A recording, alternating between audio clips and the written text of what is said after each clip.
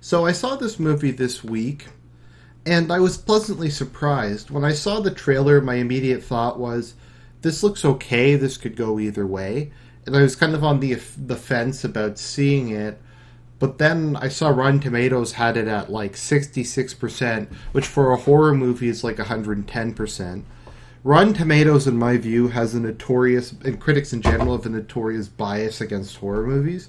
I don't know if it's because horror movies are like too right-winged or something like that, but they tend to give horror movies really low reviews, especially in comparison to lame art films. So, it is what it is. So, let's see here. Happy Death Day is kind of like Groundhog Day meets Halloween meets Friday the 13th. It's a slasher movie that's basically Groundhog Day. So our main character, let's just kind of go through the plot. Teresa Gelbman, Tree, wakes up on her birthday on Monday, September 18th, after in the dorm room of her classmate Carter, after apparently a drunken romp the previous evening. It's outright stated throughout the movie that Teresa is a massive thought who basically screws everything that moves. She even screws a gay guy. So basically, most people hate her because she's a complete bitch. She's a massive thought that screws everything that moves, and she's an alcoholic. The only reason anyone really gives her the time of day is her beauty, but I'm sure even that'll fade in the light of the number of STDs she's probably gotten. So we get to see her go through her first day. She's dismissive, self-centered, condescending. She's really rude to her previous, to people she's had sex with previously. It's funny because she, like, makes fun of them, but she had sex with them, so I don't know how they're the loser in that case, but whatever. So her father tries to invite her to a restaurant because they haven't seen each other in a couple of years. We find out that her mother died 3 years ago, and that was partially what kind of started her downward spiral into thoughtdom. But she won't meet with her father and discuss it, and instead they just kind of make small talk, and it's really awkward. Her roommate gives her a birthday cupcake, which she throws away. We also discover that she's having an affair with her professor, Gregory Butler, and that his wife kind of walks in on them, but they manage to pretend she's there for extra credit or after-hours support. So, that night, as she's going on her way to a party, she's lured into a tunnel where there's a music box that's playing Happy Birthday, and as she goes in, a guy shows up wearing the campus mascot mask. And the campus mascot mask is like a big baby. It kind of looks like Chucky. It's this big baby mask. So somebody with that on stabs her to death. She then wakes up in Carter's bed like she did the previous day, and relives the events again. So she thinks it's a dream at first and isn't really sure it's real. She just thinks that she had weird dreams because she was super drunk. And she goes to the tunnel, but this time she avoids it and goes back to her sorority house. Her sorority is full of super thoughts. So she avoids the tunnel, goes back to her sorority house, and there's a surprise party for her. She goes upstairs to fuck some random guy, and the Thought Patrol comes out in the form of the masked guy, and the masked guy stabs her to death again. So the masked guy is starting to kind of become the protagonist of this movie, as his whole job seems to be punishing her for being such a whore. What's interesting about it is as she continually dies, she eventually becomes a much better person. So I guess this is kind of like Purgatory, because a lot of people misunderstand what Purgatory is. Purgatory isn't limbo, you aren't stuck there forever. The purpose of Purgatory is to purify you before you can enter heaven. And it's often described as being very unpleasant, but people are able to bear it because you'll eventually get eternal bliss. You're not going to hell. You just have to keep going through things until you become a better person. And it's interesting because you can clearly see this as the movie progresses and she keeps living and dying. Towards the end, she's kind of completely recovered from being a thought. She eventually gets into a monogamous relationship with Carter. She reconciles with her father, and she tells her sorority members to fuck off.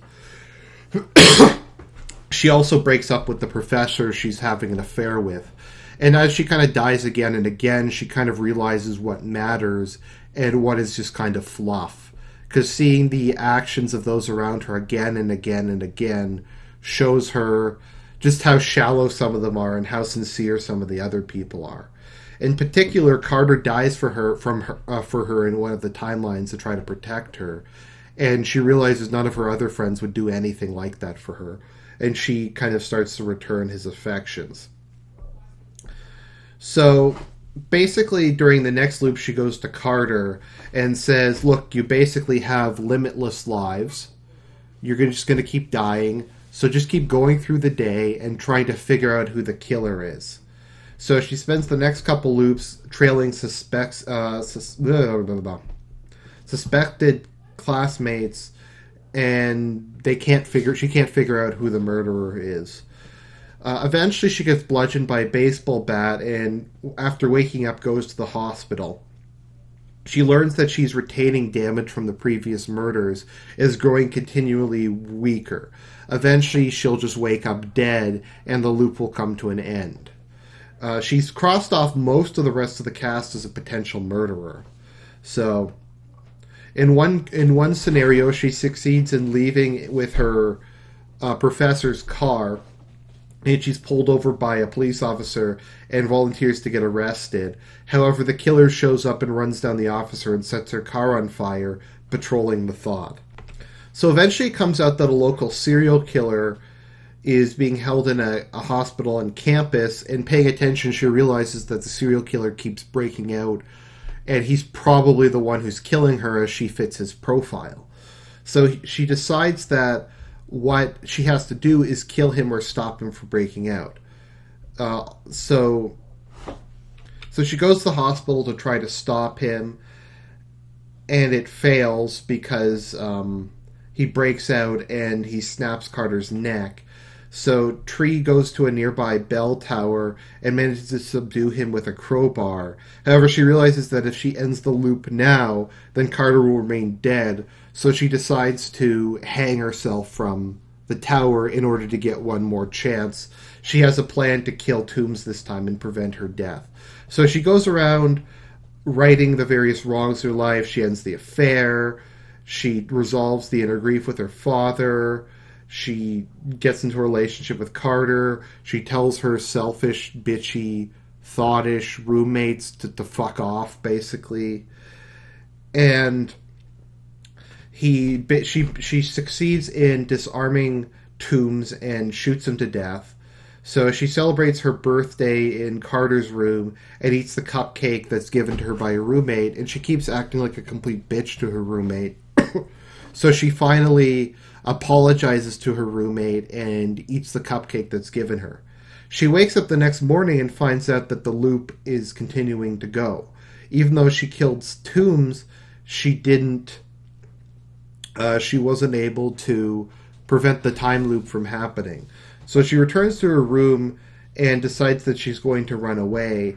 However, her roommate offers her the cupcake again, and she realizes that she died in her sleep and notices that this is the only time she ever ate the cupcake. So she realizes that it's actually her roommate who's the true killer, and that the cupcake had been poisoned.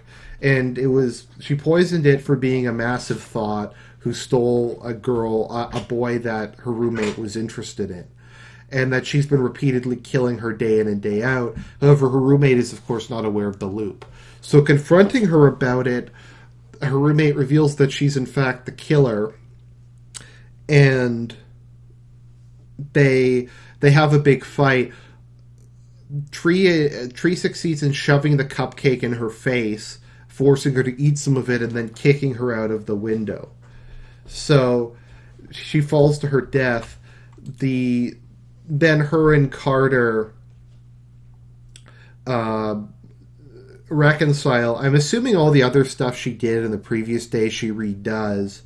And there's a funny scene where the head of the sorority is like, we don't do stuff like poisoning cupcakes. That is super lame. If we were going to kill people, it would be cooler. At some point, it was revealed that Carter didn't actually have sex with her.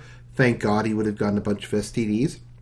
She was just extremely drunk and falling down, and he was afraid that she would choke to death on her own vomit or crash or get hit by a car. So he took her back to his room and let her sleep on his roommate's bed. So he's a nice guy. So she wakes up the next morning in his bed again.